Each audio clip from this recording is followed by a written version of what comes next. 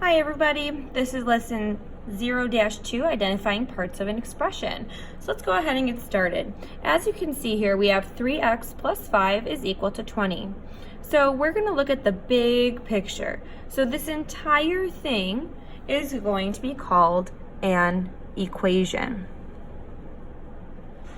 So an equation, as you all know, or hopefully know, has an equal sign. Okay, now that's for the entire problem here. Now if we just break it apart and we kind of eliminate this equals 20, what would this 3x plus 5 be called? That's what we're trying to figure out. This would actually be called an expression. So an expression has no equal sign. That's something to make sure that you understand the difference of. So equation, equal sign. Expression does not have the equal sign. So we started off big, we're making it a little bit smaller, and now we're going to look at this 3x.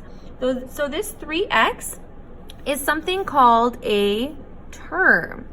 So a term is each part of the expression. So anything that is kind of divided by an addition or a subtraction sign. So if we have 3x, that's a term, and then also 5 is a term. So I'm going to put that down over here because this is also a term because it is separated by the addition symbol. Okay, so now we're going to actually even break it down further. So we have 3x. So let's just look at our 3. We had talked about the different parts of an expression and an equation, and this part here for the 3, this is called a coefficient. Okay, and something to note, this is the number in front of the variable. So it's any number that is in front of a variable. Now let's break it down further. The x. This is your variable. So your variable is a letter that represents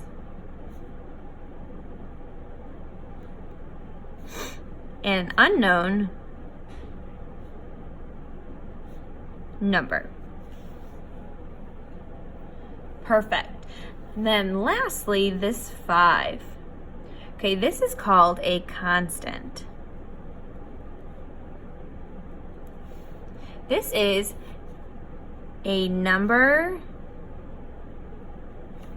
that stands alone. So it doesn't have any variables, anything with it. It is just by itself. So these are all the different parts of an equation or an expression. This is going to be very helpful for you to make sure that you reference back if you ever have any questions. So go ahead and flip it over to the back side.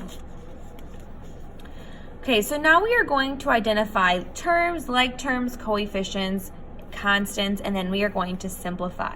So as you can see here, we have 3x plus 5 plus x plus 2 plus y. So it says use the expression above to answer the following questions. Identify the like terms. These are the terms that have the same thing in common. So the same variable in common or are numbers that stand alone, like constants. So a like term in this problem would be 3x and x. And I'll put a semicolon. Then the other like term is going to be 5 and 2. As you can see, I like to box or circle the common like terms just so that I know exactly what is like terms and what is not. So our coefficients, remember a coefficient is the number that is in front of the variable. So one of them would be the number 3. Okay, remember In front of a variable that stands alone, there is an imaginary 1. So we have 3 and 1. And if you just want to make a note here, you could write imaginary 1 in front of the x and y. And then we're going to go ahead and simplify. So if we have 3x plus 5 plus x plus 2 plus y, so that's our original expression from the top, I'm going to underline the things that are in common. So 3x and x, 5 and 2, and then y is by itself. So I'm going to add 3x plus 1x is 4x, plus 5 plus 2 is 7, and then our y stands alone. All right, then number 2 is this: practice identifying each part of the expression and then simplify. So our terms, remember, is everything that is separated by the addition symbol. So we're just going to make a list. So we have 2, 7y, y, 4a, and 1. Our like terms are the things that are in common. So we have 7y and y. Then we have 2 and 1. Our coefficients, remember, are the numbers in front of the variable. So we have a 7, we have a 1, and we have a 4. So I'm just going to list 7, 1, and 4. Our constants, remember, the numbers that stand alone. So that's going to be 2 and 1.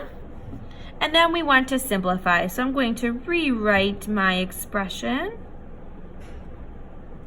I'm going to underline all the things that are in common. So I have 7y and y. I have 2 and 1. And then I have 4a. So 7y plus y is 8y. 2 plus 1 is 3. And then lastly, I have plus 4a. And that's it for today's notes. Thanks.